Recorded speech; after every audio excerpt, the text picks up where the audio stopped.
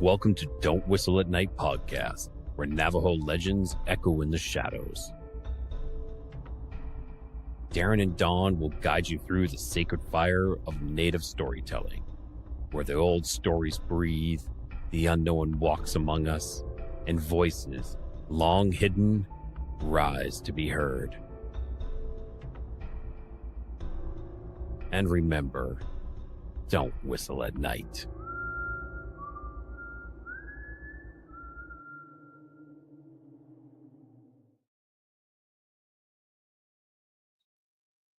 Hello, everyone. Hello. Welcome to Don't Whistle at Night. We are broadcasting live on the United Public Radio Network on 107.7 FM in New Orleans. I'm your host, Don Yazzie. With me, my co-host, Darren Yazzie. And if you're joining us after Sean Kelly's Into the Night, welcome from Don and Darren. And thank you, Rai Voss, for that intro. Thank you for that, brother. And here's Darren Yazzie. Everybody, what is up, Darren? Hey, what's up, guys? We got a new background. We're live in Willy Wonka's Chocolate Factory, one of my best children horror movies. So, as for that, we got another treat for all y'all. This is one I'm really looking forward to. Again, just like all the shows, people that we have on. This one comes from Hawaii, so the islands.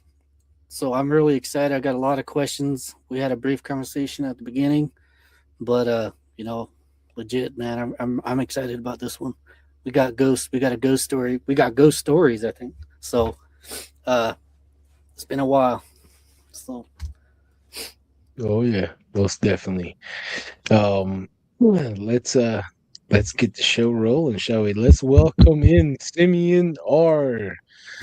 What is up, brother? How's it going? Hello. Hey, what's up? Aloha. For real. So, How you guys doing? Oh, not too bad, man. How about you? Good. Yeah. Awesome.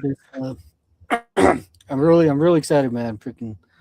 I'm excited to hear the stories that you have, and yeah, legit. Let's do it. I've had a couple experiences. I've had some experiences in Hawaii. That's probably a good place to start. And then I've had a lot of experiences in California and Washington Coast hey, as Simeon. well. Hey, Simeon, why not? Let's start all the way back from the beginning, and then you can work your way to the present, if you don't mind. Yeah.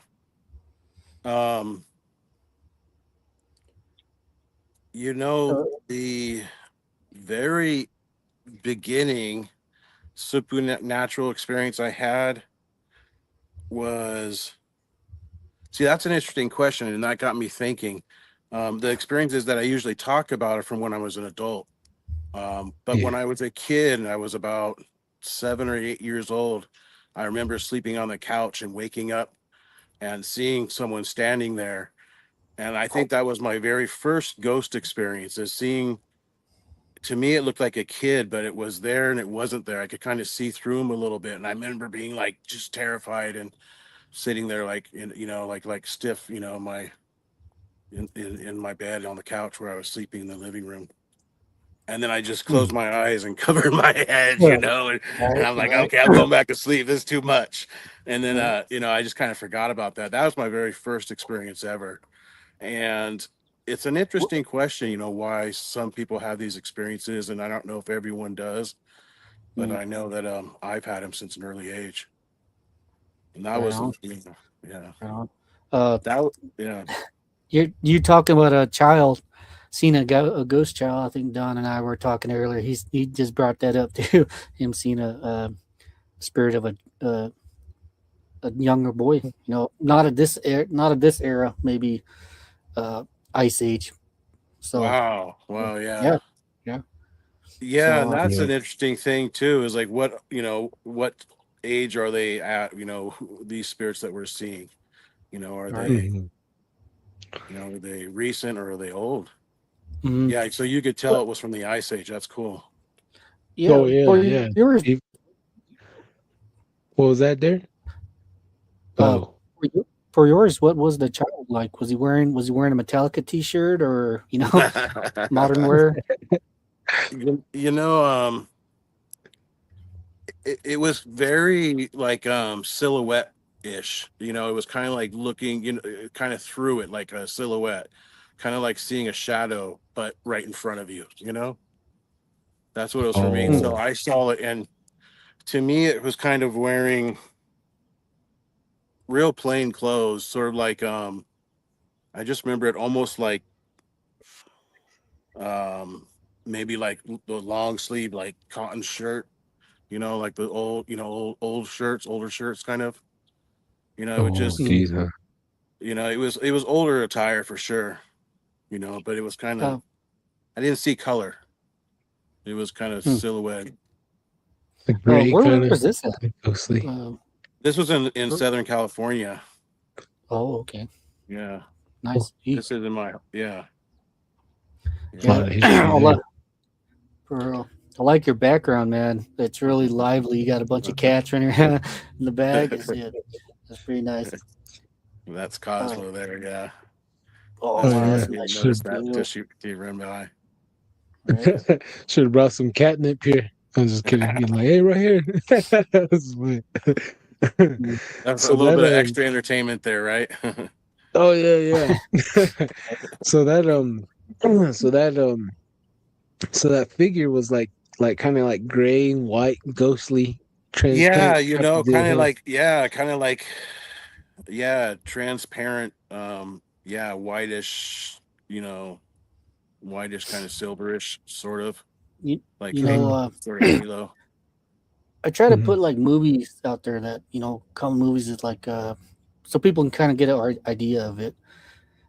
For me, I get the idea of Ghostbusters, the first one where they see the librarian. She's just kind of Right. uh, See through. like Yeah, that. yeah. Yeah. Yeah, So kind of like that, but even less. I think in that movie they made it so you could really see detail. mm, For me, it yeah. was just very dimly lit, very, it was there, but it was like a shadow sort of as well. You know what I mean? So it was Wow. very dimly lit. Mhm. Um, and again, I was just like, I didn't want to be Yeah. seeing it, so I Yeah. closed my eyes. I didn't know what I was seeing there at first, and I think that's an interesting topic. That Mm, I don't know if we talk about these supernatural experiences, and it's funny that we talk about these things outside of a normal experience. That it's Mm-hmm. not something that we're used to having anymore. right. We don't talk about anymore. It's become myth or lore. But I don't think I ever prescribed to that, and maybe that's why I had experiences. Um, Yep. and Yeah. and this is a good segue, I guess, to the Hawaii stories, because that's what I was doing in Hawaii. Is that it was after hours, and me and two buddies decided to hike up this mountain ridge in Oahu, and sometimes, I've heard the stories of the night marchers and all, but I didn't um, think that I would have an experience with them. You know, not that I Yeah. didn't think it was real. I didn't think I would have an experience with it. Um, but have you guys heard about the night marchers in Oahu, in Oh Hawaii? yeah. Yeah. Yeah. Yeah. We So talked about it, Don and I, and uh, that's why I was kind of really excited, man. I have like 20 questions running through my head right now, and uh, one of them is you talk about you threw the blankets over your head. Did you just go straight to bed afterwards? Like just like nothing happened, you just crashed right out? no, not crashed right out, but just tried to fall asleep. Just kind of Oh closed my eyes and just laid there till I fell back to sleep. wow, that's another interesting aspect too. You see something and then you just kind of just play it out. Then you go like lay down, like wake up, like Well, what happened? What was that about? right, right. So Like I woke up because I had I woke up like just feeling something was off, and I opened my eyes and there's some kid right. staring at me, in the middle of the night, and I don't know why I was sleeping in the living room, but I was sleeping on our couch in the living room. Mm. Maybe it was because we had a small house back then, and my brother and I Uh, shared a room. did any of your other brothers or your other family members talk about seeing a ghost, or what was your family's aspect of like the spiritual? My mom was really open to things. She was really liberal minded about that. She came from the '60s era, and Oh, people were becoming more open about things and talking about things. Nowadays on the internet, people talk about everything, and geez, with AI, you can see whatever you want to see. But right. growing up, um, before internet and before AI, it was all stories and word of mouth, and our family was pretty open to it. I would say my mom was pretty open to it. My dad was pretty. He didn't talk about it much, but they were open to it. Right. I think 60s brought the man. What was that? Kind of the LSD, new- free love. yeah, the Yeah. new spiritualism. I think that like an era of spiritual. And that's the interesting dynamics, is that my mom was more of like on the hippie side, my dad was more on the spiritual side, and that's Well, then they got right, together and had you, huh? right. Wow. So Oh, so well, my dad was going through all different religions and spiritual quests, and my mom was Wow. just open to you know the just doorway was already open. Sounds like. yeah, Right. yeah, Wow, man. What I've noticed, like from uh hauntings and ghostly things, like if it's like that, like if it's like gray, it's not, it's friendly. It's not right. as evil. And then like if you see apparition like you and I, it's not as bad. But it's those ones that are complete dark, just black, or like they're short or tall, but just Right. dark. Those are the ones that You watch out for. are not nice. They'll start I've been poltergeist. Uh-huh. I count myself fortunate because I've had pretty good run-ins, I think. It's interesting you say that, because I didn't get a bad feeling from this ghost. I just didn't know what to think. It was just outside my scope of reference. And Hmm. so I just was like, okay, I'm going to bed. I'm out of here. But Yeah. that's interesting you say that. Yeah, I didn't get a bad feeling from it. And fortunately, all my experiences, I've not had a bad feeling about. Even the night marcher one, I was very respectful of. That was the only one that was I was concerned, I would say. Oh, okay. About the experience. Well, sounds like he's ready to take us Yeah. into that story. Or unless you have a question, Darren. Unless you have a question. Oh no, man! It's I'm completely ready for this. It's I was always curious about it too myself, I and know, right? yep, yeah, we have someone that seen him, out there. Finally. Yeah, yeah. Yeah, yeah. Yeah, then that's the caveat. I mean, because from the stories I've heard, you're not supposed to, if you come across them, you really don't want to look them in the eye. Mm, And that's the story I heard all my years in Hawaii.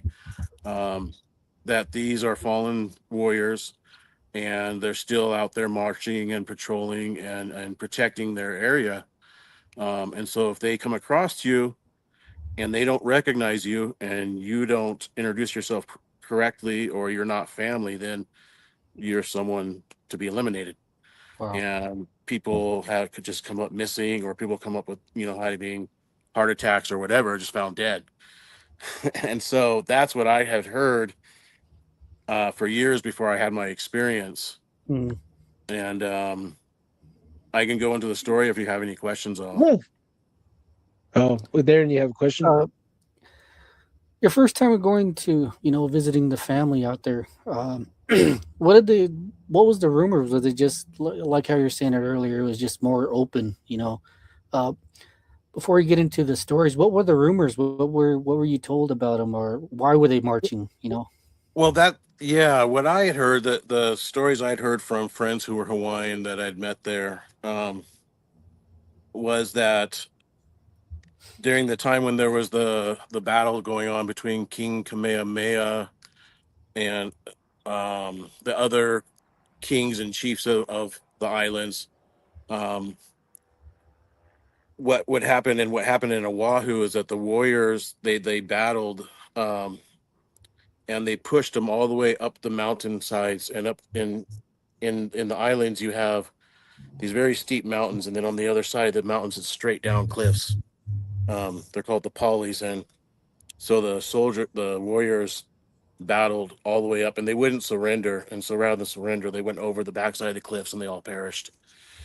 Whoa. And so these are fallen warriors that um, still are marching and still patrolling these mountainsides and still trying to protect, still protecting them.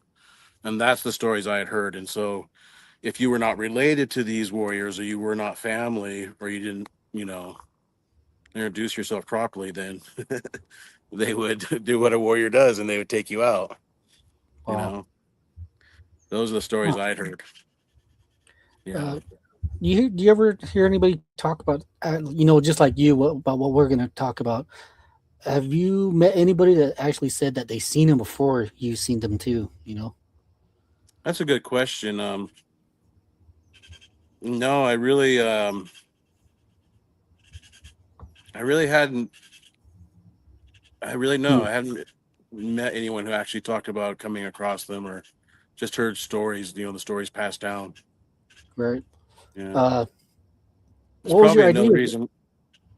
Oh, Well, that's no, go probably another reason I was like thinking that I would never run into them. I was thinking maybe more. It was maybe more something of the past. Yeah, you you just answered the question I was going to bring up right there. What was your aspect? What was your idea of these Yeah. these boogies out there? Yeah, I figured it was something that had occurred and that they had been, but I figured, well, it's been a long time, and really hasn't been too long. But I was kind of in my mind, as a 20-year-old, I'm thinking, oh, it's been a while. These spirits have probably moved on by now. All right. I didn't doubt Yeah. that it was happening. I just, didn't think it would No. happen to me. Wow. Yeah. Well, that's usually how it happens, man. No one plans any of this. So Mm-hmm. now, without further ado, let's get back to that day. Let's go to the morning. What did you eat? What was your This was a long time ago. Yeah, no, this was a good 30 plus years ago. And so I just was going about a normal day, and my buddies and I, a couple buddies and I, we like to get together and play music. And so we decided, hey, let's trek up into the mountains here behind our house.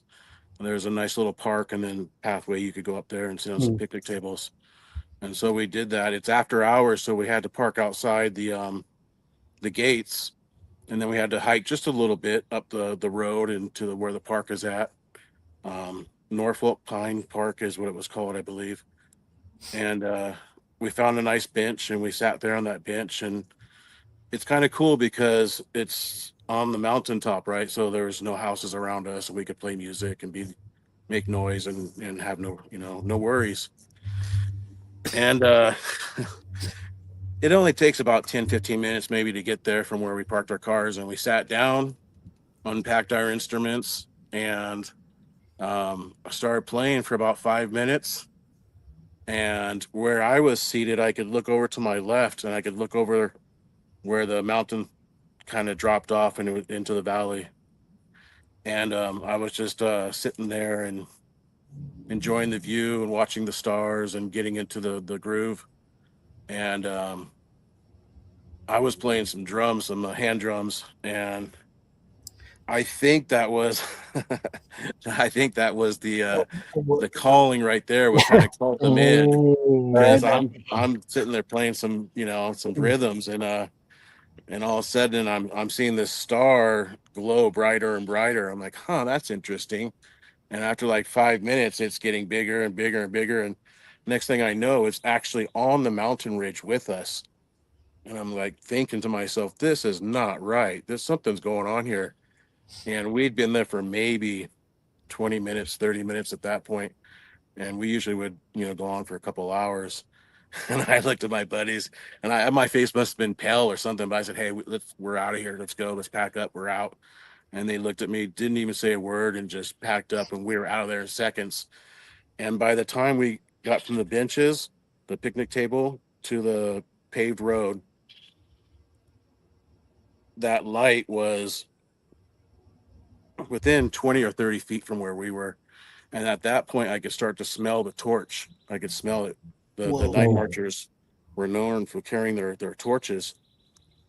And I could smell the flame. And I'm like, okay, we're booking. And because I didn't want to have to cross paths with them, is what I'm thinking at this point. And so now we start down the paved road. And interesting enough, it kind of, like I said, it was about a 10-minute walk, is all, 15 minutes maybe. But as the road went down the hillside, the mountain kind of was up above the road a little bit. And that torch flanked us the entire time down the road.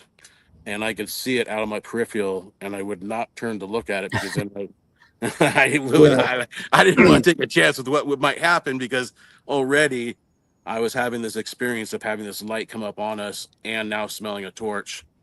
And my buddies must have been having the same experience, because we didn't say a word and we were getting out of there as fast as we could. And the funny thing is, we all jumped in the car, we booked it out of there, and we didn't even talk about it.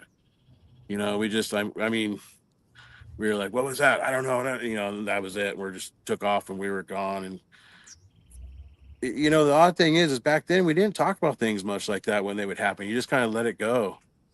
And that was it. That was close enough for me. Right. Well, there's always that thin line between myth and, reality. And, you came across it, this. So you said it was a star. Like, I thought it was a star at first. I'm thinking it was a star because I'm seeing something glowing out in the distance. And, but, was it in the sky, or was it on the? That on the was mountain? the odd part about it. Yeah, it's like I was looking out over the valley, from the mountaintop. There's valleys that go down and back up, and you can see from ridge to ridge and over. And it looked to me as if it was hovering in the air above the valley, in between the peak I was on and the next peak. Well, so that's what's your idea of a possible UFO encounter like that? That's crazy. That's a good question. I don't know, but my mind felt it. I smelt the torch. Yeah, that's one thing that I brought up too. Man, kind of getting chills. Just you see something, then you smell. Your body reacts to whatever this paranormal stuff is. It's really odd. Even the smell.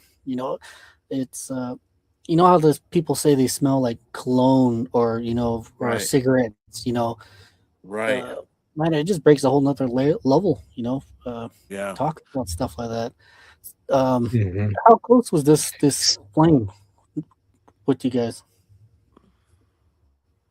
When it came, when we were on the road, I would say it was probably within 20 feet of us. 15 to 20 feet was the closest distance it was to us.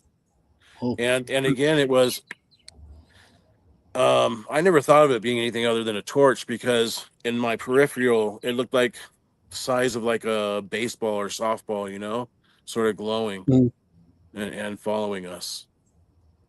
But again, I didn't dare take a good look at it. Right.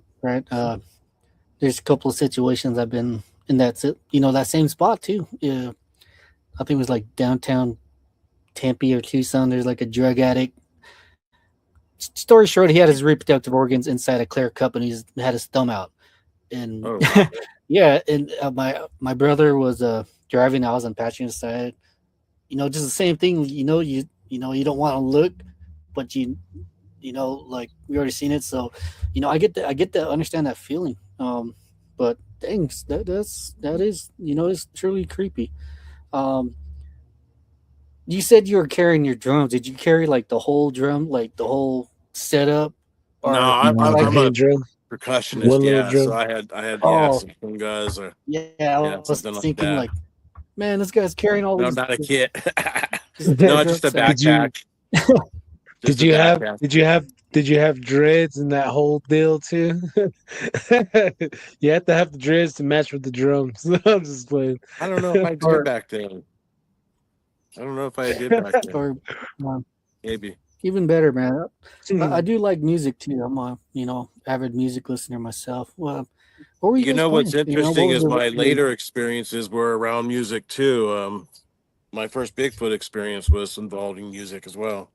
Wow, even better. What? What were you playing the drums We were during playing, that? yeah, we were playing all kinds of drums that Wow. night. Yeah. You might need to record this Drums. and see You what we might can need get off to. there. You have Yeah. I had some to buy some drums there. pretty good music abilities right there. So who knows? Who knows? Oh man.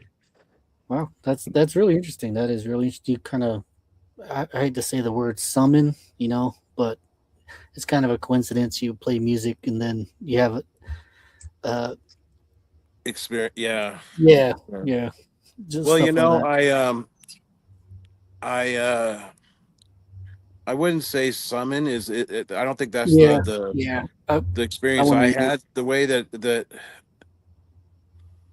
I because I was playing the music just to be playing the music, and we were all playing the music to enjoy the music, and have a Mm, good time. So um, that was the reason for out there and making music. And the I'm not sure with the night marchers, but with my Bigfoot experience, I think that um, it was a mutual enjoyment of that moment, mm. and that's why the experience happened, you know. One thing about Bigfoot is I was always told that there were the creators sang and these Bigfoot were dancing to existence. So who Uh, knows? Maybe these Bigfoot are average music lovers. Yeah, and that's I So guess what I'm trying to uh, get to, and what I'm trying to say is I think that like the experience I had with Bigfoot, it was definitely he was enjoying the moment with us with the music we were making and the experience we were having. Um, I guess I could jump right into that story. Um, and that took place in Washington on the Washington Peninsula, and mm, we'd been up there on the right there near the BLM land, so it was pretty remote. And there's hot springs up there and such. We've been, soaking all day and having a, relaxing time. And then around the fire down in the valley, um, there was probably about 10 of us making music. We had all kinds of instruments. But our buddy, who was a really good percussionist, had timbales. And if you're familiar with timbales, those mm, things are loud. They're the loudest percussion instrument around. And we're in the bottom of this valley playing music, and there's mountains going up on either side, and the music just echoing through the valley. It's incredible, like amphitheater effect. And for some reason this year up there in the Washington Peninsula, was during winter, coming on winter, and the northern lights were starting to come down as we're sitting there having this experience playing music and enjoying the fire and just having a good old time.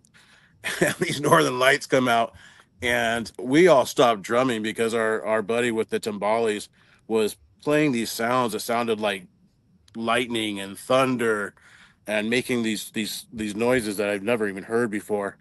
And it was like he was playing to the aurora borealis, and the mm, aurora borealis was playing mm. back to him.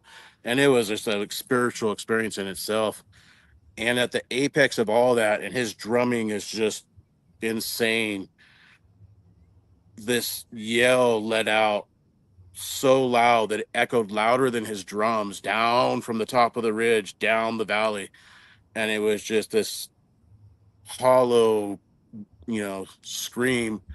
And it wasn't like it was a scream of excitement and enjoyment. Everything that we were feeling inside, it expressed vocally. And it was Wow. amazing. And that was my first Bigfoot experience. And we all got chills and looked at each other. We were just like, oh my God, that was a Bigfoot. No one questioned what it was. And there was about 20 or 30 of us there at that time. Wow, man, I hate to be jealous, but you know that you just set the proper, you know, how oh man, I don't have words for this right now. You Conditions. set you set that mood. You know, you're playing music, everybody's having a good jam session out there in nature. The Harmonious. aurora borealis comes up, and you It know was that magical. It was something yeah, else. dude, It was yeah, spiritual. It really was. And that was I, what was really nice, man, is because we were all kind of in that mindset. We were kind of like wanting to have, we were really looking for experiences like that, looking for experience other than what we had grown up with and been told. And, myself, I was coming right out of college. I was kind of on break. It was, third year of college. I'm going, what's going on? What am I going to do? What am I doing with my life? And and then have some real life experiences like that. right, and That wakes you up. right, I bet. exactly. People should be awake to events like these, and I could consider that a gift. Pretty much. Um, I think After you're that, right. yeah. Um, what was your thoughts of Bigfoot? Was that the first time you ever used that word? Bigfoot, or We had known about it, I think there'd been soft disclosure for a little while. I think Mhm. soft disclosure started with like Star Wars. Right? We have Yeah. Chewbacca, right? What was he? Mhm. He was a Bigfoot, Yep. you Yeah. know. But I grew up in the '70s, and these paranormal or supernatural things weren't really talked about. And if you talked about these things, if you talked about having these experiences like seeing UFOs or ghosts, people kind of looked at you sort of sideways. They kind of, oh, are you crazy? You know, Yeah. which again, I think is kind of, I commend you for what you guys are doing, because even for me getting on here and talking about this is still I guess growing up in that era, I had to overcome, my, The- my conditioning to talk about it freely, Right. Oh yeah. So to answer that question, I guess, I'd always been open to these things and experiences, but I grew up in a time when you didn't talk about them. Yes. So it wasn't That. until the first time I heard him yell, and I was kind of breaking out on my own a little bit more, and going outside of traditional schooling and learning and knowledge, that I um, started asking questions myself, like, what is life really about? What is reality really about? What is a spiritual life about? What are spiritual happenings? And to me, paranormal things and supernatural things fell into those categories. So I was open, but but I was also very skeptical at the same time. But Right. that night when I heard that Bigfoot, there was no doubting what we heard.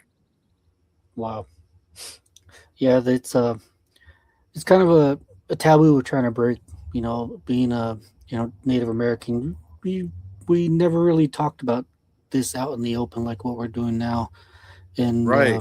we're trying to give a platform out for uh, people like yourself. Like you grew up in an area where it was like what you said, it was soft disclosure. Uh, Everybody had a certain idea what it was, but they never really talked about it. But Yeah. we got this podcast going. You can spill whatever you have on your mind about these subjects. Yeah. And uh, this is one. Maybe this is probably the first time I ever heard of a Bigfoot reacting to music. I heard, Really? which is really unique, and it kind of piques my interest a bit more. Maybe Don, the next time we go out, we can put a nice jam session on out there, in the woods, and For see. real. Yeah. I mean, I'm sure even just bringing some, recorded music and playing it Right. You know, and I would imagine, you know, Well, I what were you gonna say? that comes to my next question. Would you mind playing some drums for us? So yeah, yeah. Just go back to the night you were at the Hawaii. I really like music. There's a lot of stuff I 06. don't. Yeah. That's the first Yeah. time I heard that word. That you said about the largest. So I might have to look that up. I might have to look that up and see Oh, what the night marchers. uh No, the drums, that big drum. Oh, the kunga, the congas. Yeah, the congas. yeah, yeah. That's the Oh, Yeah, first yeah. time I heard that okay. word. So learn something That's new. the yeah. That's yeah. That's a good drill. That's the one you see most percussionists playing with bands and stuff are the congos. Hmm. Huh. Okay. I'll look it Definitely up gonna and have to have a jam. We're gonna have to have a yeah, jam session for real. Probably Chaco Canyon. Yeah. Who knows? One of these old haunted washes. We'll see what we can drum up. But that sounds like a really great idea for real, Darren. mm, um uh so during your time, like on your time on the where you currently reside, have you used your drums and seen anything weird go on or no? You know, um, no, I haven't personally really seen anything in our backyard here. Um, I've had some friend. I know there's been experiences around here, but I haven't had anything with my drums or with any music personally. Um, not right here. No. Interesting enough. Mm. so going back to your jam session, what did you ever tell your brother or your parents like Uh, like mom, dad, guess what happened, or you know co- like just due to the excitement, the one in Washington. yeah, because I know when I first seen this exorcism, back on the reservation, my father showed up, and I swear we turned into like a bunch of little kids, just like dad, walking around, like just like you want to believe what we just seen, was it anything like that for you, or how did you go about it? Well, when we Or all what? heard him yell like that, my brother was there with me, so that was cool. Oh, that's even better too. Yeah, yeah. So we shared that experience, and then the rest of the folks were just friends we made along the way. We're traveling with. Um, so we yeah, and he had the same experience. Again, it was that experience was undoubtable. I mean, there's just, and I guess that's how most experiences are. There, when you have it, other people might question you, but you don't question what you experienced or what you heard. There's Right. nothing that can make that noise that loud and at that time, um, with that expression, all of it. You could hear it in its voice, the excitement that it was feeling, that it was sharing with us. Mhm. That was really cool. Well, that's It is. that is a pretty cool experience. You and Bigfoot just enjoying music out there in the Yeah. woods. So, And I think, if you think about it, I mean, he's been around for a long time, from what I mhm, understand. He's been around longer than our species, and so just like animals and nature enjoy hearing our music, undoubtedly Bigfoot's gonna right. enjoy that, and I'm sure. It didn't even occur to me until you were mentioning it. Like bringing some music out and playing some music. But bring out some of the songs from those areas and play those songs and see what happens. That Yeah, would be amazing. you know what Gotta go that back. yeah, go back in time. What Right. just you talking about that just kind of put the chills in my body right there. Just like, wow, I never thought of that either. That's a really good Yeah, because I know like we've had we have some Bigfoot songs that I've heard down here, and it'd be really amazing to go out there and sing some of those songs and or play them and have them recorded or singing them and Yeah. Yeah. I don't know if do you it guys a ever few seen times and that. see what happens. Oh, Right. yeah. Uh, I don't know if you guys ever seen that picture of a Bigfoot playing drums and singing with yeah. the normal Yeah. people. So, like, I bet like every tribe has a song with Bigfoot, and I know we do too. Remember we were chatting with Randy. He Yeah. Right. said Yeah. game songs. We have a song Yeah. for Bigfoot because he's on the night team, and Yeah. we're on the day team. Wow. Yes, Yeah. it's That pretty that. awesome. Uh, Yeah. That's pretty awesome. That is. That is pretty awesome.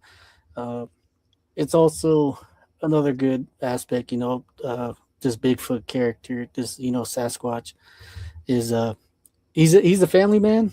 From what I get you see him with kids and a wife. They Yeah. have a nice little family, and it makes me feel better that Bigfoot likes music. He's a music listener, and You know, you mentioned, there's oh, and I think that speaks to the fact that there's an intelligence. mm, There's a creative mind there. Um, I mean, shoots to be able to exist, and be on the peripherals of of being seen and not seen. They pretty much mhm. I think kind of choose when to show To themselves. avoid. Yeah. Yeah, very intelligent. for sure. Even like Uh, just seeing how they construct their homes, like Yeah, they'll use like say W4 trees, and they'll weave all those trees with different branches that they brought in. They weave them all together, bind them all together. So I there is definitely an intelligence for sure. Go ahead. Yeah, I wish I knew that stuff when I was younger. I didn't have access to that kind of information, and uh, it wasn't until I heard Coast to Coast, you started listening to Coast to Coast, all right. that I even heard people talking about Bigfoot. Really talking about it openly, and that's it's kind of interesting when you think about it. Mhm. Yeah, coast Yeah, to it is. coast. That was the standard right there. Yeah, yeah. That's the Especially when they talked about skinwalkers, like that guy's line kept dropping every time mm, they didn't want information to get out. But what were you gonna say Yeah, there? Yeah. uh, you said the word audio. That also put another question in my head. Was anybody recording during this night? you know, not back then, no, because this was pre cell phone. Oh, yeah, that's a 90s, totally huh? different age too. So yeah, uh, Live you in the know, moment. yeah, living in the Yeah, moment. Yeah, that's the best thing. That's the best thing you can say is just living in the moment. Nice yeah. jam Listen session, days. Bigfoot. That would have Uh, been amazing. But it would have been had been recorded on a tape cassette or something, yeah, back then, yeah. and And that even quality would Well, have been terrible. right, right. Yeah, just having this aurora. I'm trying, man. I'm trying. I can just imagine this aurora borealis. I'm really jealous of people that live out there and see such lights in the sky. Oh man, it It always. usually doesn't make it that far south. It was a Yeah, unique winter. We were really fortunate. That's why again it added to the yep, uniqueness of it. last time I yeah, seen it, um, was not too long ago. We can barely see it, just the red, but as a child, I could see green, I can see multiple colors, but that's the last time I ever seen the northern lights like that. I've never seen it like that ever since then. Probably because all the carbon, all the pollution, I think that's why it's stopping. And at the same time the poles are shifting, so we don't know what's gonna happen soon. That's another, yeah, That's it. oh yeah, that's a yeah, whole nother topic. For yeah, real. Another can of worms. yeah. you know uh, s- Thinking go ahead. about that, the northern lights, that's a lot of like electricity and electromagnetism, huh? Yep. You Yeah, think about smacking the that. whole uh, gravity of the world type deal. Yeah. There's some tribes that say that you're not supposed to whistle at them. And when you whistle, they'll come down. They said they'll leave the sky and come all the way down to the ground like a cloud, like a fog, and they'll be looking around, see who's whistling. The Aurora Borealis will do that. Right. Really? That's what the story is that you heard. Yeah, yeah. Wow. I thought you heard the same thing, but that's from multiple tribes in Canada, and there's multiple reasons why you don't whistle at night, and that's one of the things to whistle at night to the northern lights, because they'll come down and they'll take you away. That's one of the That's stories. interesting because I've been listening to this lady a lot lately who's talking about plasma and plasma energy and such, and she's talking about how relating that plasma energy to those type of electromagnetic fields and such, and that those are what was she saying? Were like could take form like that, like you were just saying, like come down like actual like entities and take you, you know. She was like kind of referencing them, kind of. I believe she was tying them together with the story of like the Anunnaki and such, and Right. saying that it was just an interpretation of plasma energies. You know, those yeah. conversations I would really like to have in person with someone. You know, like Right. yeah. Who do you remember who lady this is? I'm really curious now. You know. Gosh, I'd have to I can't remember her name. I apologize. I should Oh, have it's all good. thought about that. You can send me a message. I'll send it there, and I'll I do like that. to I'll look do into that. that too. But she writes about it, and she's very much into this you know, the plasma energy and well, because you know, you think about it as in this dense reality, this physical reality is there's less material and density than there is gray matter or dark matter or plasma energy. You know, so it's you know, this manifestation of density is actually um less likely to occur than non-matter. And so it's I don't know, it's It's that's creation in itself, you know, reality in yeah. itself is something. Well, you Mhm. know, that's why I think we called it the Great Mystery, right? Yeah. Right. We Few words really stuck out when you're chatting there. Manifestation, plasma, and one word that ties that all together is um coming in and out of our reality, because I seen multiple UFOs on the Navajo Nation that were like a metal spear or a classic UFO, metal shining, giving off light, from the sunlight or whatever, and then it would light up like a plasma, and then like a ball of light, and then just disappear.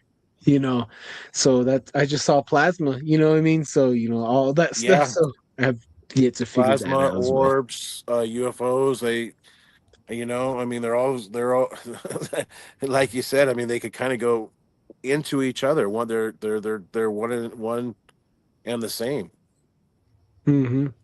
you know. Interesting. you Yeah. know that you said the word plasma. You know, I think I would use that word to define my ghost experience when I was a younger kid, because you know, it was just raw energy. You know, just that's the best way I could put it with plasma. You know, just raw energy being Yeah. expended. And there's no other word. Other, I try to define it too as I don't know if you ever worked in a metal factory or anything. You see molten metal, and then you just see the light that it gives off. It emits that just raw energy. That's Right. another way I can put it. But plasma, I like the word plasma too. So Yeah, yeah, you know, and it's a word that we use, you know, pre 1900s, I think a little more. It was referred to as ether. Ether is another word right. for that energy, that primordial energy or dark energy that we don't see. That is really like a creative force, you know. Mm, But yeah, everything. Mm. we How to digress. say it? Everything slips into the ether. You know, that you see smoke and then it goes off, and that you would define that as breaking in down of energy and slipping into this ether.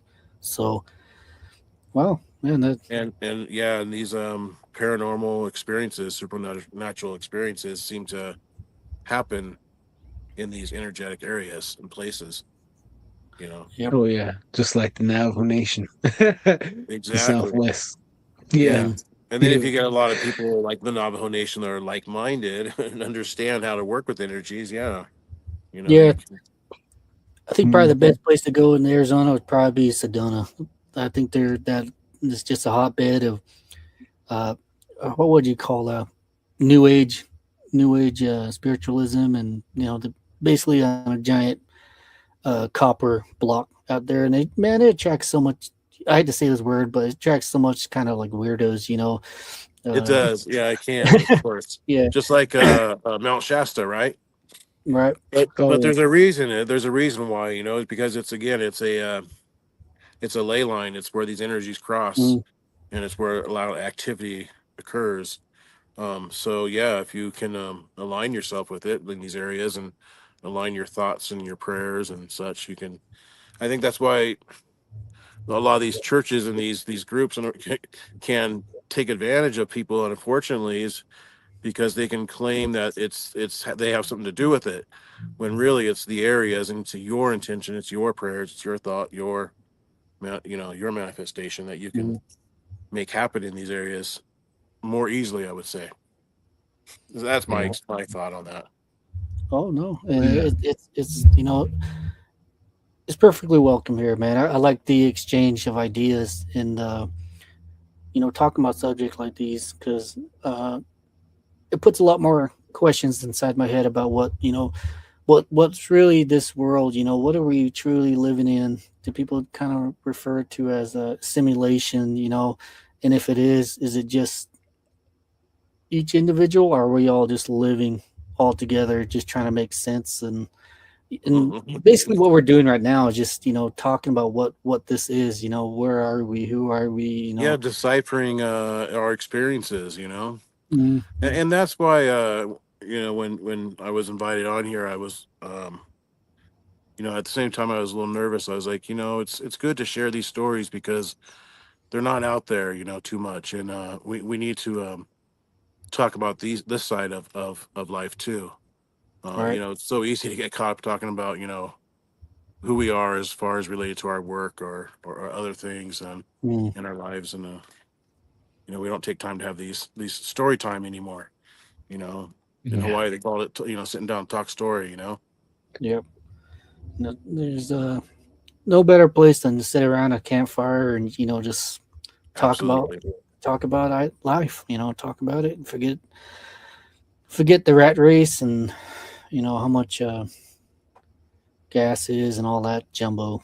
Just sit Right. down and mhm, better and like just play music and talk and laugh and be what life is meant to be. Yeah, So yeah. yeah, yeah. And going back to the ley lines, the grids, I think it's because like all the volcanoes, empty caverns, the tunnel systems, all that, I think it really does play a role in it.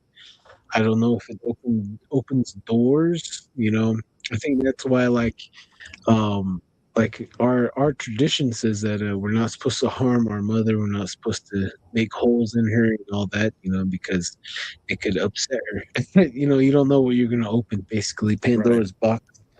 And Mount Shasta is a very, very special mountain. It's one of my favorite mountains because I used to live on Hoopa Indian Reservation back in Nam, and that's where you had your one of your encounters, huh?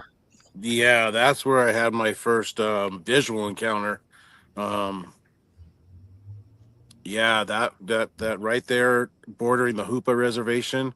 We were in Wichipec, and my brother and his wife and their daughter, who was about two, I would say at the time. Um, we all lived together in a cabin on top of this mountain in Wichipec, and um, that area out there is desolate. We had Yeah. one neighbor on that entire mountainside, and that was it. And to get from the valley bottom where Wichipeg town was, and then start going up the hillside to get to where the cabin was that we were caretaking. That was about a 30 to 45-minute drive up this mountainside. And so we were in remote country out there. And funny enough, again, pre-internet, you know, we decided to move to Northern California because we wanted to kind of, you know, try to meet more people who might be similar to us. And you know, I didn't even realize that we were in Bigfoot country when we moved up there, you know. And so we move up there, and lo and behold, we're in the, you know, Wichipec is about, if you don't know, it's about 30 minutes, maybe 40 minutes north of Willow Creek. And Willow Creek is where the Patterson films come from. Mm. And so that's Correct. that same, you know, area is where I had that first experience with physically seeing Bigfoot, running face to face into Bigfoot. Wait. You you said you ran face to face with Bigfoot? Is that? Well, I mean, within 100 yards or 100 feet or so from me, yeah, I saw, yeah, up there in Wow. that mountainside. Simeon, lead us into that story. Yeah. He's kind of Yeah. stopping. Like, wait, did I Pretty hear good that right? Oh, yeah. Go ahead. Man, roll us into this Yeah, one. So Jared this hasn't was, heard the story, but yeah, yeah, go ahead. okay. This was after, so this was after we heard, my brother and I had heard Bigfoot, you know, scream in Washington. This was probably 2 or 3 years later, and now we're living up in Wichipec. And again, like I, you know, if you when you look it up on the map, even today, it's like I mean, logging is the only thing they really do up there anymore, and it's remote. And we were living in this cabin that we found out about from a friend in Willow Creek. Um, we kind of needed a place to stay, and he said, yeah, you know, they're looking for a caretaker, and so we said we'd do it. And uh, again, remote. We're living on this huge mountainside. Hoopa Reservation is our only neighbor, and uh,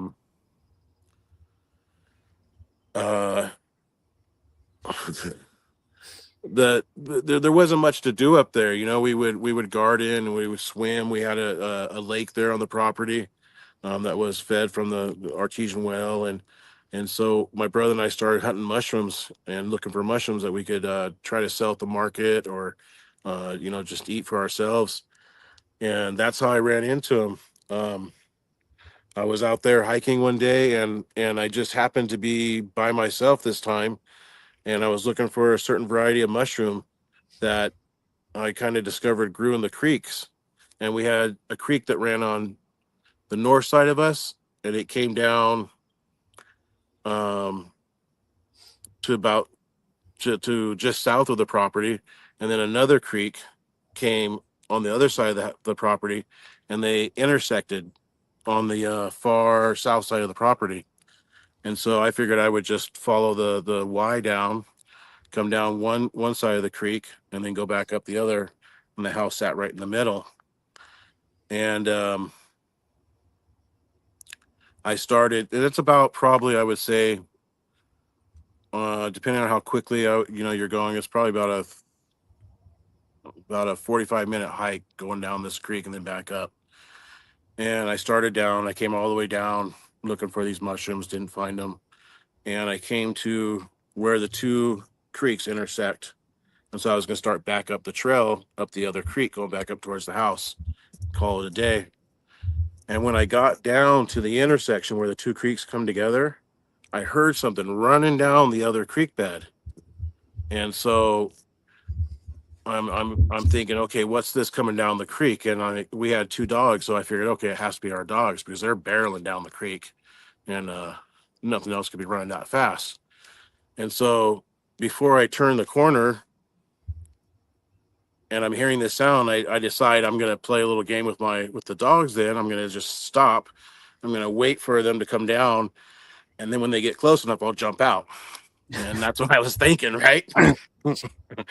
And so I'm hearing this sound coming down the creek, and I'm hearing it's just making all kinds of noise. And I'm like, God, these guys are jamming. They're coming down fast and furious. And I could only see so far. I could see about 100, 150 feet away from me before it turned, and I couldn't see anymore. And there was kind of a big boulder there. And as soon as the noise got to where it would be in the opening where I could see, it stopped. And that was my first curiosity. I was like, huh, that's interesting, because I know I am waiting for it to come down the creek, and I heard it didn't hear me. I was just barely walking. It's running down, and I was being super observant. I'm noticing which way the wind's blowing, all that, We've been living up there in the hills for a while,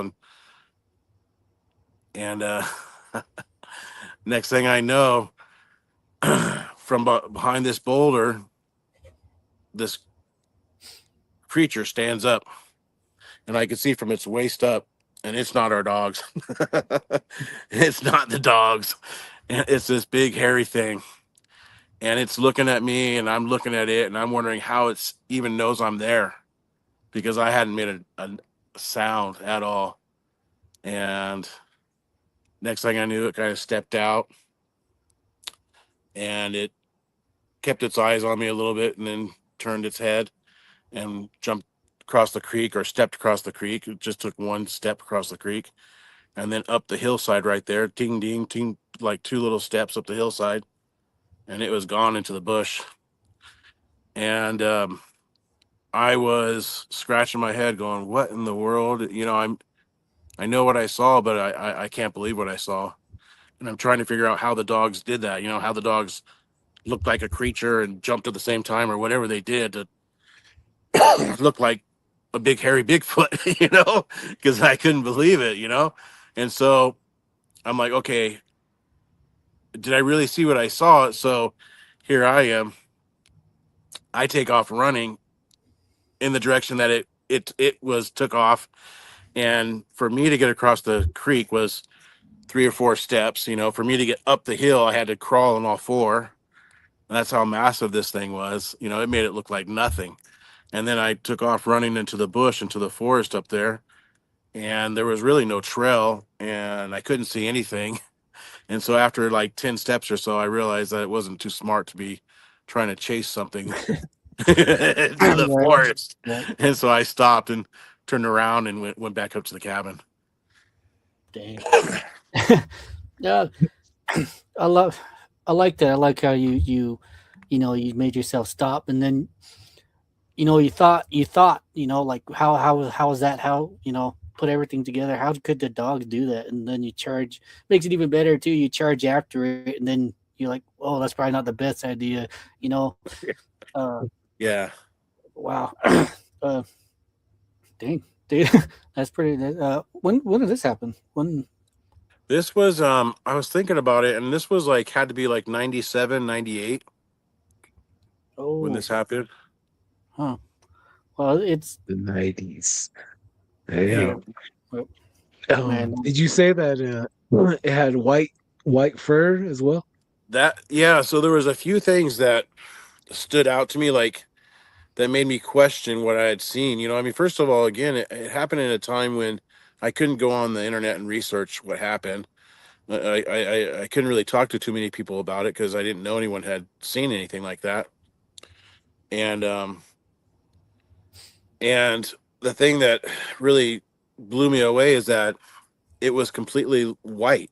It was like grayish white, and it had no smell. There was no smell. And so all the stories I had heard, what I did know about Bigfoot is that it was dark and that it smelled terrible. But again, it wasn't until I started listening to Coast to Coast a couple years after that, probably in the early 2000s, that I heard people talking about Bigfoot, and I realized a few things. I realized, one, that some are white and some do get gray and gray out just like we do. And then I heard another thing that they only let out that smell if they're threatened or trying to be threatening. And I think because the way he came up on me. I mean, he must have sensed me because he stopped, but either he didn't have time to be threatened, or he just wasn't threatened by my presence. He obviously wasn't threatened by me at all. I mean, these things are massive. Right. It's his territory. It's his home for sure. I felt out of place there. Very Yeah. small there. How Yeah, tall do I you felt think real this guy small. was? Yeah, definitely. I How just remember it being big. Like it had to be at least 8 feet. It just seemed huge, just massive. And a funny part about this, I was telling this story a few years later, and my brother happened to be there, and he's like, "Oh, you left out the best part." And I'm like, "What are you talking about?" He's like, "When you came back to the cabin," he's like, "You walked in and you were like white as a ghost, and I asked you, oh, what happened? Did you see a ghost?" And you're like, "No, I saw a Bigfoot." So like even before I even said anything, it was obvious that I had an experience to my brother anyhow. Unfortunately, he wasn't there with me that time. We were always hiking together. It was kind of odd that he wasn't with me that time. Well, well, dang. that happens sometimes. Yeah, it Yeah. happens. And that time it was with no music, nothing. Just again, I was just out looking for the mushrooms that we would hunt around the Mushrooms. area. Yeah, Yeah. I do respect a good mushroom hunt every once in a while too myself. That you look in the screen right here, you got a little mushroom right there. Always been a big fan of Alice in Wonderland, stuff like that. I like eat, I think eat that half. mushroom can take you out of reality for 3 hours in the back one. I'm eyeing that one. If that's Just the kidding. red cap one, that's for sure. The break No, from we were up reality. there on that. I'm not sure if you've heard about matsutake mushrooms, but there's a Yeah. matsutake trail and the mushrooms start really far north. Gosh, as It's far as Oregon. maybe, yeah, all the way up to Oregon, Washington, even maybe further north, and comes all the way down into even into California, Southern California. But yeah, that's one of the ways we were able to make money up there. There wasn't a lot of ways to make any income up there. Right. Oh yeah, definitely. Um, uh, that's in Oregon. That's the number one missing people, mushroom hunters. So Really? yeah, like if you look up Oregon, because the whole time I was in Northern California, that's what they told me too. Missing people are mushroom pickers. Well, I was almost I was almost one of those people. I was out hunting those mushrooms one night or one day, and it turned into night because I found a trail, and it just that's I think why people go missing, is because you get further and further into the forest, and the further you get, you start picking up the trail of where they're growing, because they're a network, and it's like hitting, it's hard to stop once you start finding them. Right. And then you keep on going. I went all the way to the top of this mountain. By the time I got down, I was lost. I was so lost. It was pitch dark. Can't tell where you're going at all. I almost didn't make it out of that one. Oh man, sheesh. Well, you have an amazing encounter right there, and you're here. You chop it up here with us. Yes, Um, yes. What color was your dogs? Were they white too, or? Yeah, that's the thing, is one of them was like a white wolf, and the other one was like a shepherd, more brown. Um so that's why at first, Big when I saw dogs. its head, I thought it was our dog, even then, but then when it stood up, I was like, that's Yeah, not that dog. you just imagine. and it jumped across the creek, and it was that Bigfoot crossing, with the 2 arms and 2 legs. Mhm. It's but again, in my mind, I'm going, okay, well, if the dogs jumped at the exact same time, maybe I'm seeing things. Um, Yeah, but that's I just our can, rational mind trying to make sense of something yeah, that's not sensible. yeah, yeah. I can imagine two dogs just one standing on the other one's shoulders, and they're just, Yeah. you Yeah, know, I thought I was going to jump out and scare them, right? yeah, yeah. I respect That that would too, be a man. skinwalker. Go Yeah, ahead, Darren. Sorry. I usually do that with my dog too. I sit there and I run off and find a corner and you play around with your animals like Yeah, that. yeah, So, yeah. yeah, That's When you and got that's a lot good of time and you're out in the middle of nowhere, it's kind of fun. right, right. Yeah. What your story remind me of was from Hanson's story, Darren. Remember he was all in camo? He was Mm, both staying underneath the tree and he saw that dog man running down the ridge and yeah. then it stopped, it turned, looked right at him. Then he had like a scent controlling spray on too. Mm, So he was like, how in the hell did you see me? This thing was looking right at him. So, That's you the know, thing is that, yeah. oh, go ahead. yep. Sorry. No, that feels like it definitely felt like he sensed me for sure. They have an extra sense like that. They're more tapped in that way, I think. Right. And also, humans, we're not really quiet animals when it comes down to walking around the woods. Uh, other than like a big cat, Yeah. they can, you know, we tend to make a lot of noise. As much as you try to blend in, I'm pretty sure nature will look at you like, what is that? Just Yeah, pretty yeah. sure like with the dog man, I'm pretty sure he used to walk around, take a trot in that same area and then he noticed something different. So, Yeah. uh, that could always be a factor too. So, but we're talking about it. So that's the best thing. We're just spitballing, throwing the ball back and forth. Um, Mm-hmm. which Hey, is the Simeon. Oh, sorry, Darren. Go ahead. Sorry, I didn't oh mean to no cut no you off. right there right there. Oh, I was telling Darren earlier on Sasquatch Chronicles, there was an episode where they're talking about the white Sasquatches don't have any teeth because they're old, and when they catch their prey, they eat them from the inside out Oh wow. slowly. Yep, and they rip Yeah. their bones apart. So the old ones stay in certain parts while the younger ones go and migrate and they bring food back to the old one, or the old one hunts Oh, and lives off of whatever he can find.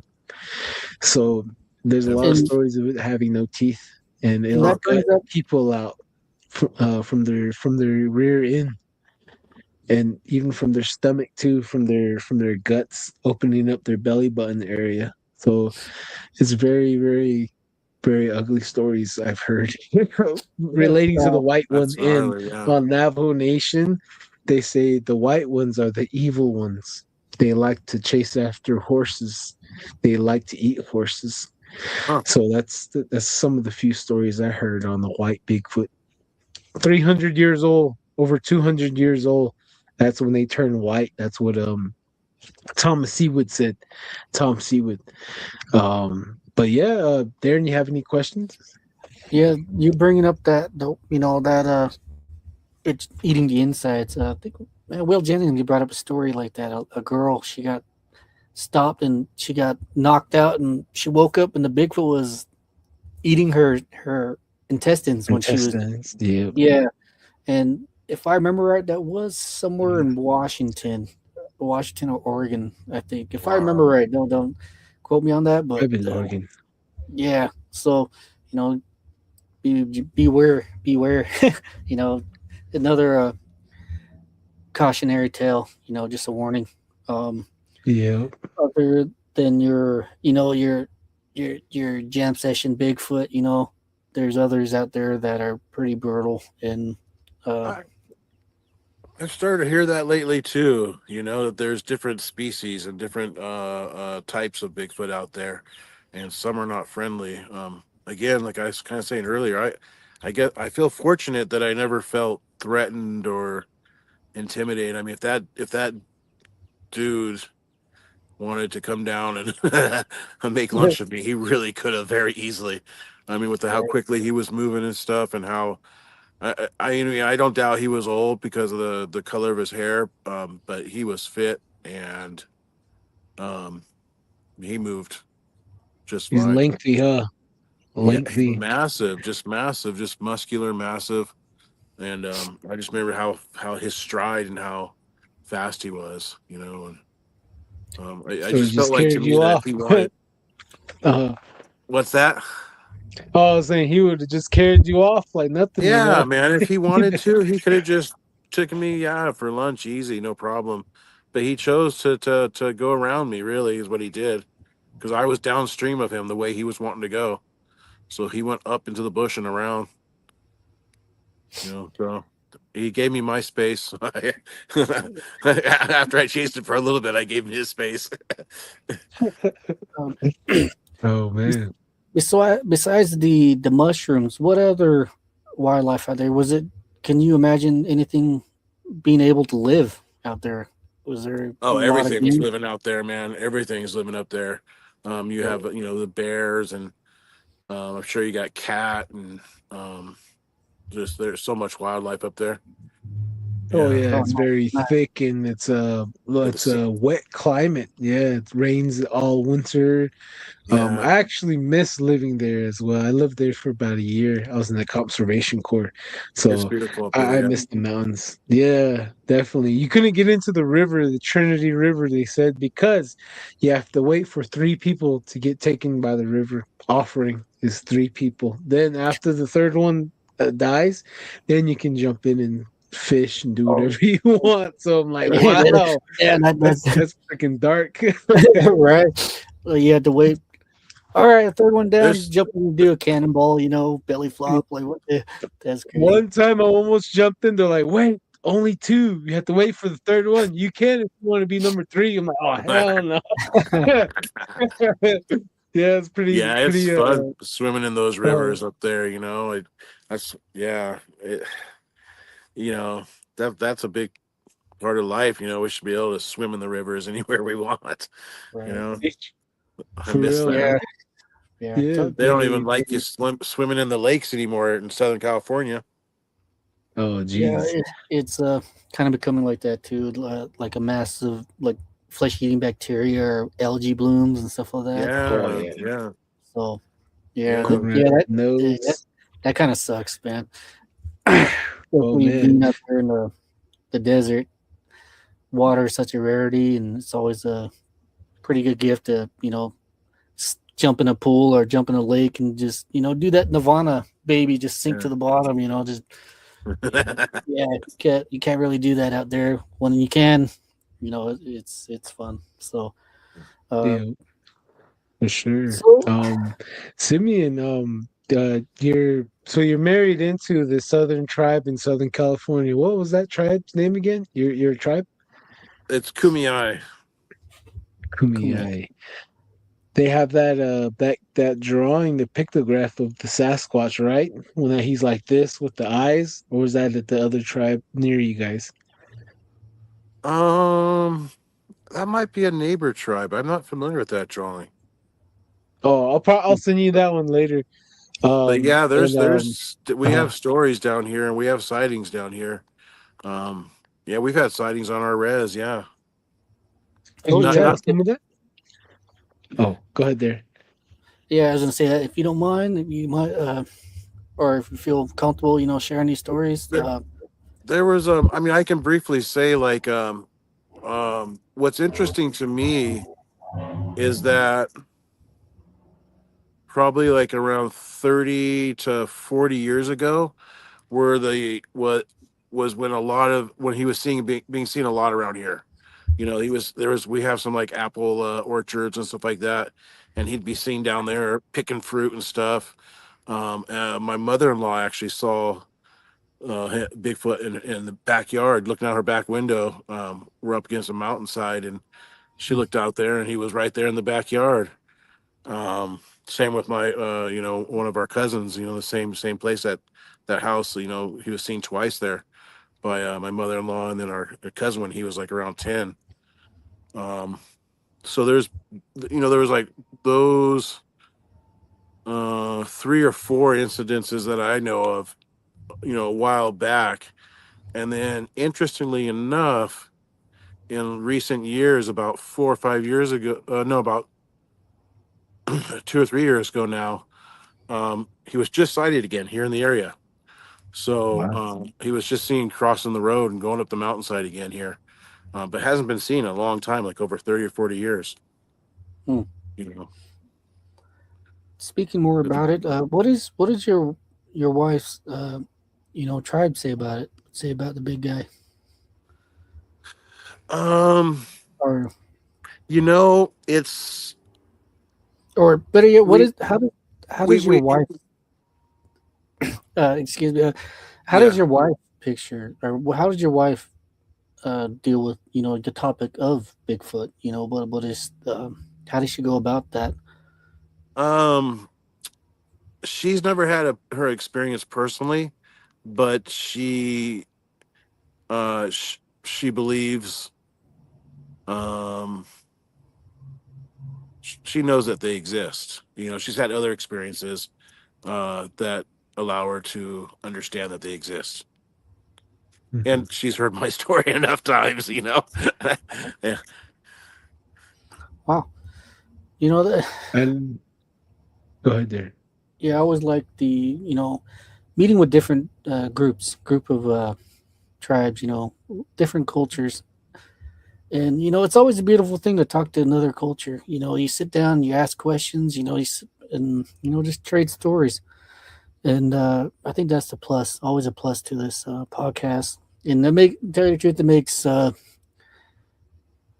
talking right now makes up for dealing with the hot heat and working the 15-hour days out here. So Yeah. that's always a blessing, dude. It really is. And hearing your story and your encounters and how you deal with it, that's another plus. So thank you for coming on, dude, for real. And Yeah, man. it's been a while since I heard a good ghost story, but as simple as it was, it gave me chills, dude. It's I don't know what it is, but just a simple story just gives me the chills. I had one man that came on. He talked about seeing a skinwalker, and he was about to shoot it, and it and it went down in a tunnel, and then when he waited for it, and the man came out. When he said that, I was like, man, that's freaking, that's scary, dude. It's freaking chilly. Yeah. It's a hot day, and I'm freaking getting the chills. So, Yeah. I think it's important that we share these stories. We talk about these things. Yeah. Simeon, keep it on your tribe. Didn't you, or each tribe has similar stories, if not different stories of the same creature. Just like for the Paiute here in St. George area where I reside right now, they say if you see a Sasquatch, that's a bad omen. That means you're gonna pass away soon. And especially like there's every tribe has different stories of little people. And I was wondering if you had if your tribe down that way has stories of little people. Yeah. There's the stories of the little people here, and there's the stories of the giants, and those are stories that have kind of been passed down. The little people stories are kind of funny sometimes, because a lot of times the moms and aunties will tell the stories to get the kids to come home before it gets dark, or to put their toys away and stuff. Like if you don't come home, the Ipoos are going to take you away, or the little people are going to take you away. You don't put your toys away, they're going to take your toys away. And so they are always talked about, as if they were a part of the culture and community. But in that way, it was kind of like a teasing or joking sort of way. And then there were stories that were more serious that were told to, I think, family members and kids as they get older, more experienced type stories. Right. It's always the child, that childhood trauma really gets all these Native Americans, like that. Beware if your little people are going to get you, Yeah. Be good or they're going to come get you. Right. Yeah. In my childhood was no different. So, the stories we have of the little people is kind of like they're mischievous, they're like tricksters and, things like that. They're usually depicted like that, and sometimes it's almost comedic. Yeah, and I really think they do take little trinkets and stuff, and sometimes they take them, and sometimes they bring them back. Know, right?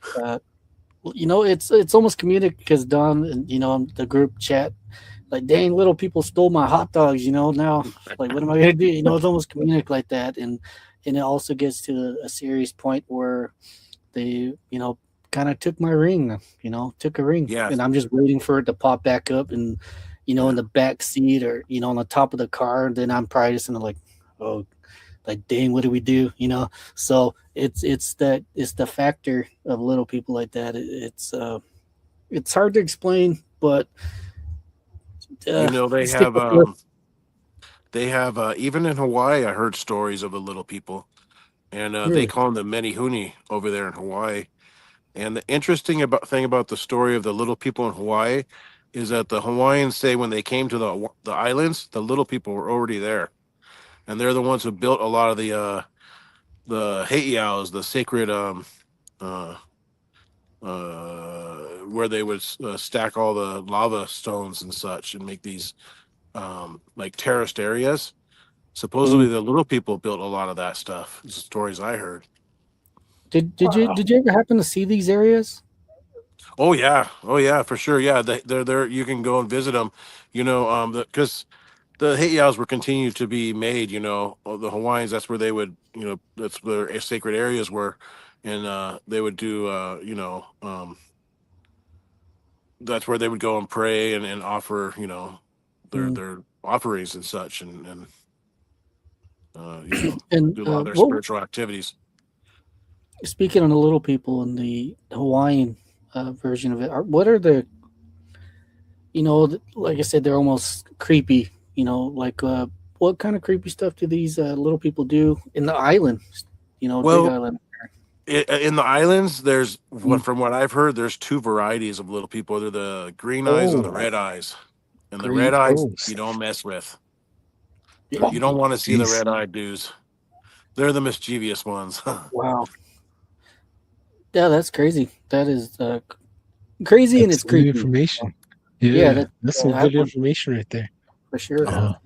Uh, So the green how ones do are More friendly. friendly. Yeah. Oh, okay. Yeah. Wow. And Yeah, I never really had, too much experience. With them in Hawaii, but I know people who said they've seen them. uh, if you don't mind going in on a couple of those stories with us for the little people, these little people, is kind of a hit and miss. They're either really good and they like watching kids play, and there's some that are really mischievous and do kind of hateful works towards Yeah. humanity. Do you mind giving us a couple of stories of these green and blue-eyed? What were Well, they called again? the mini hoonies from Hawaii. Mini. Yeah, they call them mini hoonies. Little Mini people. hoonies. Um, I just had a friend who had had seen them over there in the islands in Kaneohe. He told me a story about it. Seeing them on the property and just seeing them running around. Um, I never had any real experience with them except for one time hiking at night. Something kept on pulling on my backpack, and I turn around and look, and there's nothing there. So Yeah, that's typical little people behavior right there. Right. yeah, and I could tell it was something small because the angle it was like pulling from down, like down low on the backpack, and then pulling me down at like a 45 degree, and it was a good tug, like I'm climbing up this hill and and I'm turning around, look, nothing there. Happened 2 or 3 times, um, but I never had a bad experience or anything with them there, and that's about it. With the mini hooney experiences out there. Um, Wow. I I I think to me one of the most amazing stories I've heard a buddy of mine told me, which happened here in Southern California, and he said him and his friends got chased away from a bunch of little people. They got chased out of the valley, and that Really? that was a good story right there. Could you Oh, tell us that one? yeah, yeah. Go for it, man. This is when the boys were all younger, they were all teenagers, and they drove down to the valley below the old village, and they were down there horsing around, and there after night, it was kind of getting dark and all, and uh it was time to get home, and they're all loading up in the back of this little pickup truck, and all of a sudden in the bushes out come these little people. And I'm like, Oh, nah, you're joking me. He's like, yeah, no, these little people came out. He's like, the thing that is strange though? He's like, they look just like us, but they were smaller. He's like, and they were all dressed in traditional attire, and they had bow and arrows and they had spears, Yep. and they're wearing deer skin and everything, and I'm like, nah, you're messing with me, you're pulling my legs. Like, no, I'm serious. And say they started chasing them, and so they all jumped in the back of the truck, and they were literally like shooting the bow and arrows and throwing the spears at him, he said. And they got back up to the top of the res, and they were all just couldn't believe what happened. He says they looked on the bumper, and there was the spear was stuck in the bumper, and they took it out, and they had it that night, and they were all looking at it and playing with it and showing each other and showing other people, and they put it in this box. Woke up the next morning, it was gone. Oh my gosh. That Ooh-wee. So they actually that's had that artifact there for a minute. right. Wow. That's a great A. Little person. Yeah. If you ever listen to the show before, we constantly bring this topic up because it's almost a staple for Native American living. Everyone has a little person stories, and they have names for them. Also, Yeah. these Bigfoot, everybody has a story. Everybody has a name for these Bigfoot, Sasquatch. Yeah. We call them Yaito on our side, but only during the winter. So it's he plays a part in the culture, the Native American culture, and which is really unique. It's really unique. It is, But, and I think that's why these experiences still happen on reservations, is because we're still open to it. Yeah. Yeah, but that story reminded me of my brother-in-laws. They were hiking up Navajo Mountain, and they looked up on the ridge before they're making their way up the mountain, and they seen like about a group of little people standing right on top, staring down at them. They had their bow and arrows drawn, and they're looking like they're about to chuck their spear at them. And they Right. said they dressed in buckskin, same thing, Right. traditional. Right. Yep, and then the brother-in-law told me he was in front, and then he said, "Hey," he was trying to call his other brother to look, and then all his brothers said behind him was, "Nope, I'm out." And he took off, and he said he looked back, and he was already hauling ass down the mountain. And he said he looked up, and those guys were staring at him. They said they were about to shoot the bow and arrow at him, and he turned Yeah. around and started running. They hauled ass off that mountain.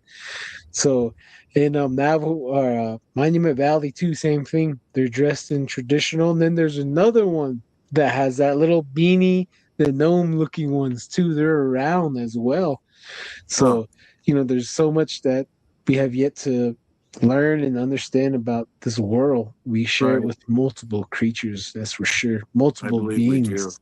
I believe we do. Yeah. yeah, and it's Okay. also And all that. Go ahead, there. It's also the height variant too. Some of them are, like about a foot tall, too.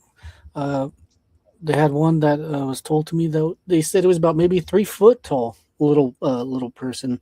Yeah. And what he was saying was, I don't know if you ever seen that video ugly film, the Cannibal Holocaust.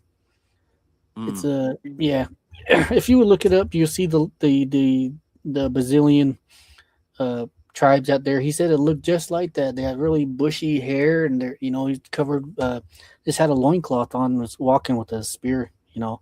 And that it kind of varies with different tribes. Even out there in my neighbor tribe out there in Zuni, they talk about little people too having villages inside in the ground that Right. our guests talked about too coming across. So Yeah. whatever they are, they're there. That's the best way I could put it, and they're part of the environment. And at the end of the day, I think they should all be respected. Even Bigfoot. Right. So And I think that kind of leads right into my feeling about it, is that we've had relations before with these creatures, a lot of these creatures, the Bigfoots and the giants and the little people. And I think that memory has been erased, or they've attempted to erase that memory from a lot of our, of our different areas. They've tried to rewrite the history. Yeah. Yes, and we've almost got a cultural amnesia, about these things. So appreciate you guys, talking about it, because I know, like, even here, it's the old guys, the old folks, the elders don't like to talk about these things as much. It was more taboo, and Hmm. but it's, I think it's important to bridge that gap between nature and supernatural, and and even nature and ourselves. We, right. Yeah. Western thought tries to put us outside of nature. Why is that? Why they try to disconnect us from nature? So we don't have these Real. experiences and these awakenings, and these understandings. You know, I You think know that could be a part of it.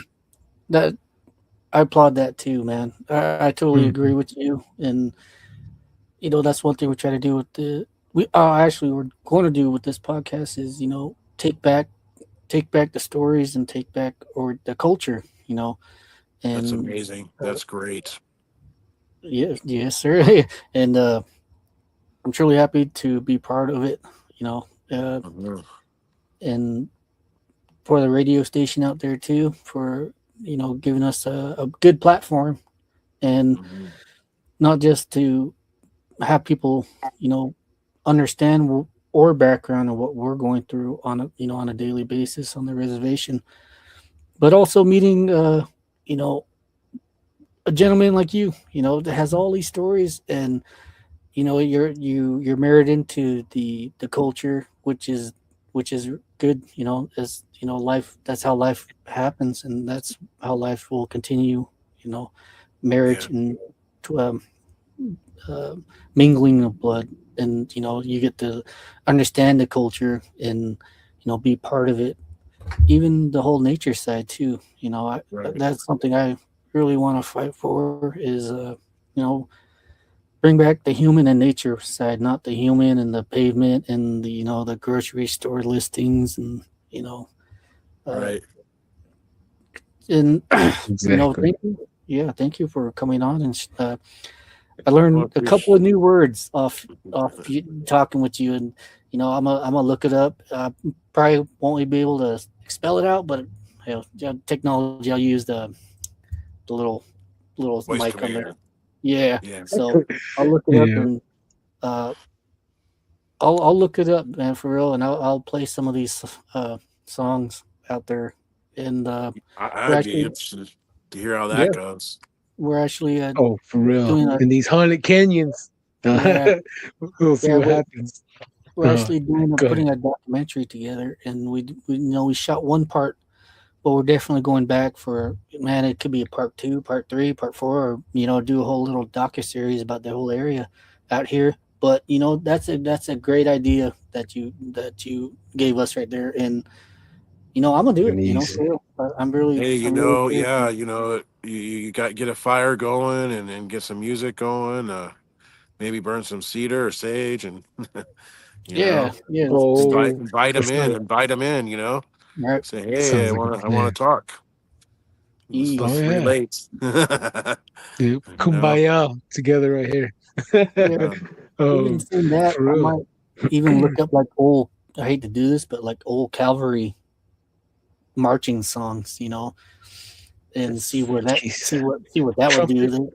Yeah, it might. Oh man, I might piss off like a great Hey, grandfather. gonna try it. It's Gonna try yeah, it. get kicked in the butt by my well, great grandmother. Who knows? But uh, that's a great idea, and that's something I want to do. So Mhm. uh, yeah, thanks again for that. Yeah, yeah, Simeon, appreciate you coming on, man. Darren and I, every second that we had you on here, we appreciate it, and especially the knowledge that you dropped on us, and a different way of thinking, and maybe some new methods that we're gonna try. And I have a feeling it's gonna be great. Just hit the drums and send out good vibes. That's the only thing we can do is play the yeah. drums. Or sing some of your songs. You guys have Yeah, your songs. And sing your songs or play some of those songs. And yeah, yeah, I cool, imagine you have some good results, especially with your intentions. You know, right? For real. Yeah, Mm. we just might turn into Lord of the Flies and just dance around like the chonies around the fire or something. Who knows, dude? As long as you're having fun, man. Right. Hey. That's all that's part. We're gonna be holding hands with the fox and coyote, dancing naked with them around the fire. But as long as we don't transform into owl, I mean, we won't go that far. but Simeon, my brother, All welcome right. to the family. You are officially part of the Don't Whistle at Night family. I'll send you the link to the show as soon as it's available. From me and Darren, I'd like to say thank you again and for your time. It's spent here and it's spent well, and we appreciate that. Darren, you want to say anything? Oh yeah, actually, I unknowingly brought two friends, long time friends, together, and the last time they said they seen each other was the junior year at high school, and they're pretty up there in age now, and it's unique. It's a blessing to have friends, in this life, and that's one thing that we should do more is make friends, make best friends, be a best friend, be there for one another, and it's an even greater gift to come across them again and seeing them after so many years. And I had the same thing happen to me out there in Gallup. I haven't seen this man for maybe 15 years, and I walked into a store and he was right there, like, holy shit, bro, like, I haven't seen you for freaking years, man. I swear if I could pick him up and spin him around, I would have picked him up and spun him around for sure. Like, man, like, yeah, it's joy. It's joyous, it's one thing to say you're, alone in this world, and that's sad. And, it's heartbreaking to say that, but, find help, find a friend, find friends, make friends. You got your friends right here. If you have any ideas later on, hit us up and we'll try it out there. And, you have your friends right here at the radio station, the UPRN. So, thank you for listening and, being part of the family. And if you have ideas, we'll trade them, we'll trade ideas. And I like your background, bro, for real. I apologize. It's all dark now. No, I love it. Yeah, got to see the sunset right there. Seen a little, what is the cat's name? Cosmic? Yeah, Cosmo. Yeah, Cosmo, man. That's a real nice. That's a real nice cat name. I like that. Definitely. Thank you. Yeah. Thank you, man. Yeah. Simeon, is there anything you'd like any last shout outs before we close the show tonight? Just appreciate you guys having me on here, and I'm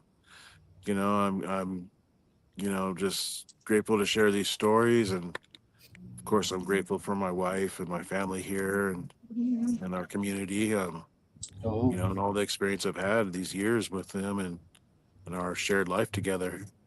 And I really like what you said that about friends. That's what it's about. It's about these relationships we make along the way, and I'm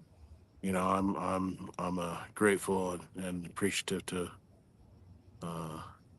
have the experiences I've had and live the life I've had and be together with my wife for almost 30 years now. It's been an amazing journey. So trying new things outside my comfort zone like this, and meeting you guys, it's been good. It's been really good. Appreciate it. That's about it. Yeah. Hey, Simeon, thank you. It really has. I learned a lot. And the world gets to see you and see your smile, your laughter. So that's a big plus for everybody out there. And hit us up if you have stories or have ideas. We'll trade it. That's the best thing we can do. And you have your friends out here. Or better yet, you have your family out here, dude. For real. So, yeah. Heck yeah. If I go to California, I'll hit you up, Simeon. And likewise, if you come out to the Four Corners, hit Darren and I up. We'll take you to some good places and see where you can drum up. That'd be fun. I'll make some music.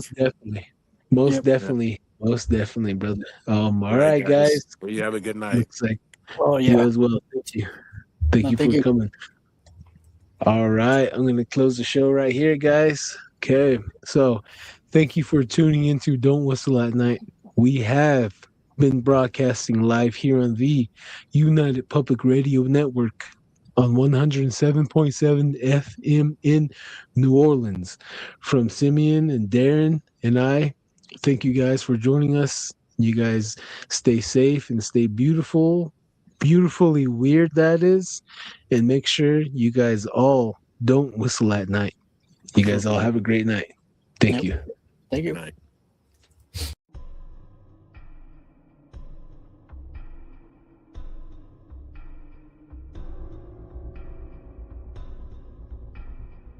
Welcome to Don't Whistle at Night podcast, where Navajo legends echo in the shadows. Darren and Dawn will guide you through the sacred fire of native storytelling, where the old stories breathe, the unknown walks among us, and voices, long hidden, rise to be heard. And remember, don't whistle at night.